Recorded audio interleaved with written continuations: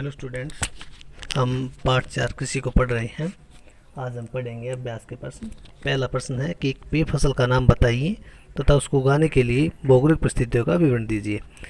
पेय फसल, जैसा कि हम जानते हैं, चाय और कॉफ़ी पेय फसल हैं तथा उगाने के लिए भौगोलिक परिस्थितियों से हमारा अभिप्राय है कि भौगोलिक कारक, जिनके बारे में हम कल पढ़ चुके हैं कि जलवायु, तापमान, वर्षा, भूमि, पूंजी, श्रम इत्यादि भौगोलिक कारकों के अंतर्गत आते हैं। इनमें जैसे पहला है जलवायु। चाय के पौधे के लिए उष्ण और उपोष्ण जलवायु की आवश्यकता पड़ती है। मिट्टी, चाय की खेती के लिए ह्यूमस और जीवाश्म युक्त गहरी मिट्टी होनी चाहिए तथा भूमि ढलानदार होनी आवश्यक है, जिससे पौधे की जड़ें उसको आसानी से पकड़ सकें और पानी न ठहरे। वर्षा, चाय की खेती के लिए 150 सेंटीमीटर से 200 सेंटीमीटर बारिश की आवश्यकता पड़ती है तथा वर्ष भर समान रूप से हल्की हल्की बौछारें होती रहनी चाहिए। उसके बाद है भारत की खाद्य फसल का नाम बताइए जहां यह पैदा की जाती है, उन क्षेत्रों का विवरण दीजिए। खाद्य फसल वो फसलें होती हैं जो खाने के तौर पर प्रयुक्त की जाती हैं, जैसे चावल, गेहूं, बाजरा इत्यादि फसलें जो हैं वो खाद्य फसलों के रूप में प्रयुक्त होती हैं। जहां यह पैदा की जाती है उन क्षेत्रों का विवरण दीजिए। जैसे गेहूँ है, गेहूँ पंजाब, हरियाणा, उत्तर प्रदेश, मध्य प्रदेश, भारत के अधिकांश क्षेत्रों में यह पैदा किया जाता है। अगला प्रश्न है सरकार द्वारा किए गए संस्थागत सुधार कार्यक्रमों की सूची बनाइए। सरकार द्वारा किए गए किसानों के हित में संस्थागत सुधार कार्यक्रमों की सूची बनाइए। इस प्रश्न में आपसे पूछता है कि सरकार जो है वो किसानों के हित के लिए कौन कौन से संस्थागत सुधार कार्यक्रम कर रही है। तो जैसे कि सरकार किसी क्षेत्र में सुधार करने के लिए सरकार ने ज़मींदारी जो प्रथा है उसको समाप्त कर दिया है। दूसरा, सरकार फसल बीमा योजना के अंतर्गत जो फसलों की बर्बादी होती है उसकी भरपाई करने का प्रावधान करती है।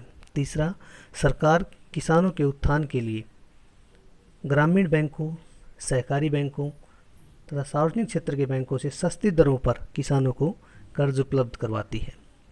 चौथा, इसके साथ साथ किसान रेडियो और दूरदर्शन के माध्यम से मौसम संबंधित जानकारी किसानों को उपलब्ध करवाती है ताकि उनकी फसलों को नुकसान ना हो और वो उसके बारे में जागरूक हो सके।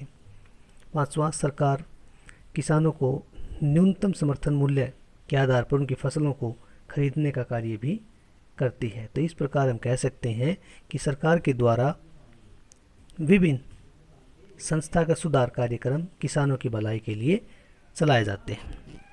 आगे है दिन प्रतिदिन कृषि के अंतर्गत भूमि कम हो रही है, क्या आप इसके परिणामों की कल्पना कर सकते हैं। दिन प्रतिदिन कृषि के अंतर्गत भूमि कम हो रही है, इसका प्रमुख कारण है कि जो हमारी जनसंख्या वृद्धि है वो बढ़ती जा रही है, जिसके कारण कृषि के अंतर्गत भूमि कम हो रही है। इसके साथ साथ भूमि जो है वो लवणताग्रस्त हो रही है। तो इसके जो परिणाम है वो काफ़ी भयावह हो सकते हैं, जैसे कि इससे खाद्य सुरक्षा जो है वो प्रभावित हो सकती है। बड़ी जनसंख्या के लिए खाद्य आवश्यकताओं को पूरा करने के लिए हमें अधिक से अधिक आयात करना पड़ सकता है। दूसरा, जब कृषि के अंतर्गत भूमि कम होगी तो भारत की जो अर्थव्यवस्था की रीढ़ की हड्डी है वो टूट सकती है, क्योंकि अर्थव्यवस्था जो है वो कृषि पर टिकी हुई है। उद्योग धंधे जो है वो उद्योग धंधों को कृषि प्रभावित करती है। तीसरा, उद्योगों पर आधारित कृषि पर आधारित जो उद्योग हैं, जैसे कपड़ा है, चीनी है, जूट है, इनको कच्चा माल कृषि से प्राप्त होता है। अगर कृषि के अंतर्गत भूमि कम होगी तो उद्योगों को कच्चा माल प्राप्त नहीं होगा और इससे देश को भारी क्षति उठानी पड़ेगी। कृषि के अंतर्गत भूमि कम होने से बेरोजगारी की स्थिति लगातार बढ़ती जा रही है। तो इस प्रकार हम कह सकते हैं कि दिन प्रतिदिन कृषि के अंतर्गत भूमि कम होने से इसके परिणाम जो है वो भयावह हो सकते हैं।